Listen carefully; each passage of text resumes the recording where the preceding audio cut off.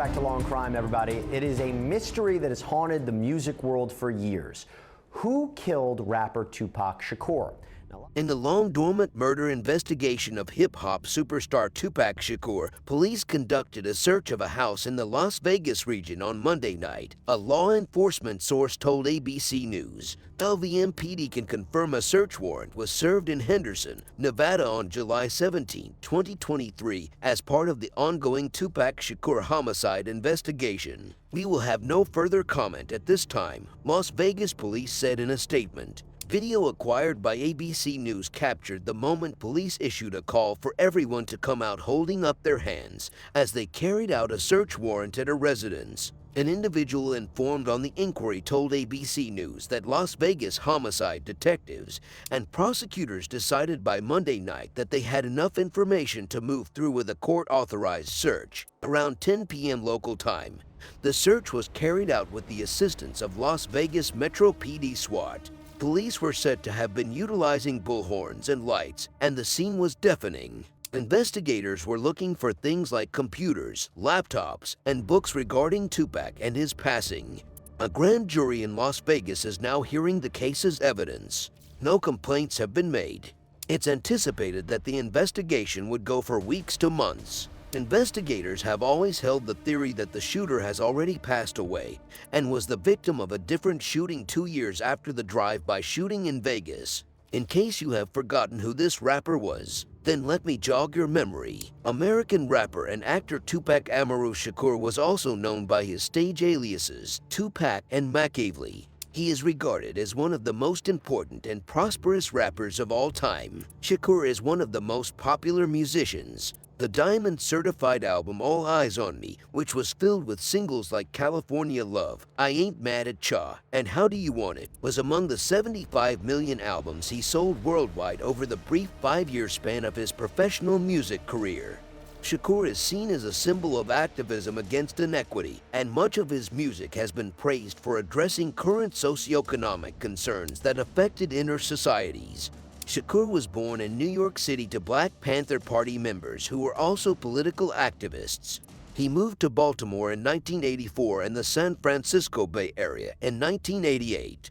In January 1991, Shakur debuted under the stage name Tupac on Digital Underground, under a new record label, Interscope Records, on the group's January 1991 single Same Song. The song was included in the 1991 movie Nothing But Trouble soundtrack. Shakur made an appearance in the music video, which served as the introduction to the group's This Is an EP release EP from January 1991. Shakur, Ray Love, and DJ Dice collaborated with Digital Underground co-founder Jimmy Chopmaster J. Dright on their first studio recordings at the request of Steinberg.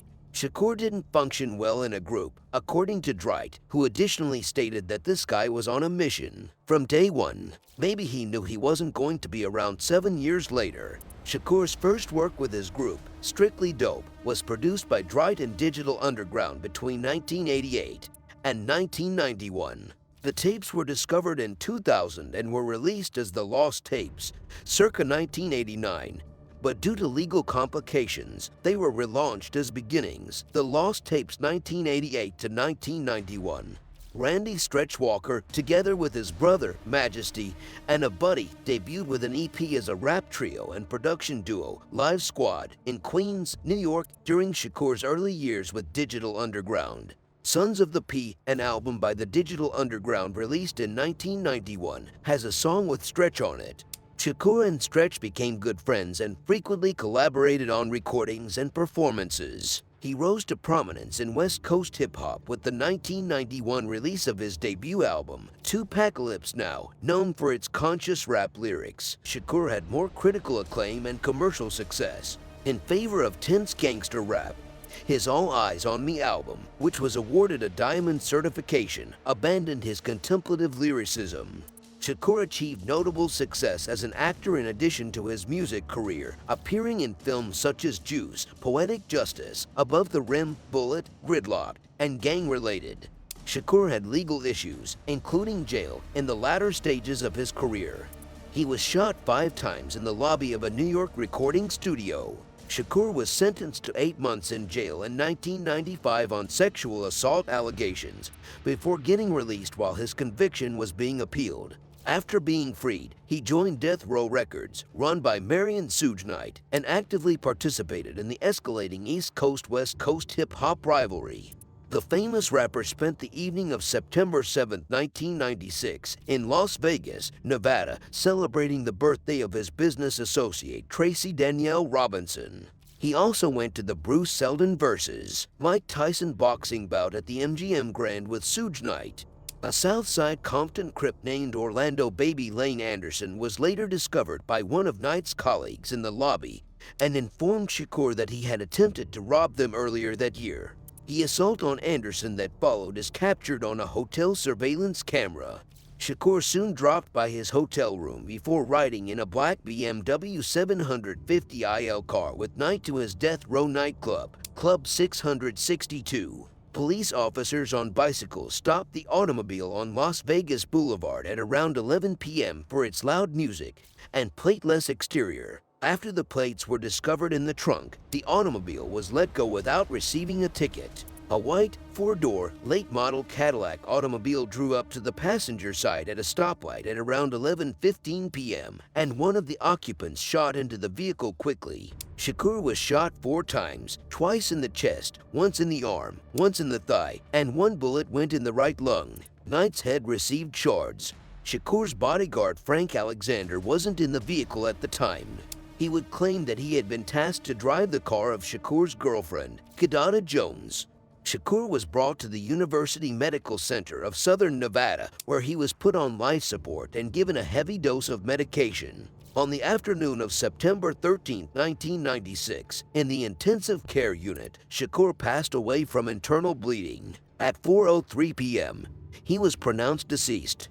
The official causes of death are numerous gunshot wounds coupled with cardiopulmonary arrest and breathing failure. The following day, Shakur's body was cremated. The FBI released documents from its investigation in 2011 under the Freedom of Information Act. These documents described an extortion scheme by the Jewish Defense League, which the FBI classified as a right-wing terrorist group, which included making threats against Shakur and other rappers, but did not directly link to his death. The notorious Big, better known as Biggie Smalls, was shot and murdered in Los Angeles on March 9, 1997. Although it is commonly thought that the shooting was related to Tupac's death, no arrests have been made in this case as well in all these long years. Shakur and his entourage's fight at the MGM Grand Hotel following the boxing event has been a part of the inquiry throughout the years. The police agency has blamed a lack of cooperation from Shakur's family members as the cause of the investigation stall. Until the house search that has already been discussed. One of Shakur's 2 albums and one of just 9 hip-hop albums, Greatest Hits, a double-length posthumous release from 1998, has received a diamond certification in the U.S. Since Shakur's passing, 5 further albums have been published, including his highly regarded posthumous album The Don Killuminati, The 7-Day Theory issued under his stage name Machiavelli, all of which have received platinum certification in the U.S. Shakur was admitted to the Hip Hop Hall of Fame in 2002. In his first year of eligibility, 2017, he was inducted into the Rock and Roll Hall of Fame. Shakur was listed as one of the 100 greatest artists of all time by Rolling Stone. He received a posthumous star on the Hollywood Walk of Fame in 2023. That concludes today's video. If you liked the video, don't forget to click the button below to like and subscribe to our channel. Smacking the bell icon will make sure you never miss an upload. Share the video. Leave your thoughtful opinions and ideas in the comment section below. And I'll see everyone again in the next one.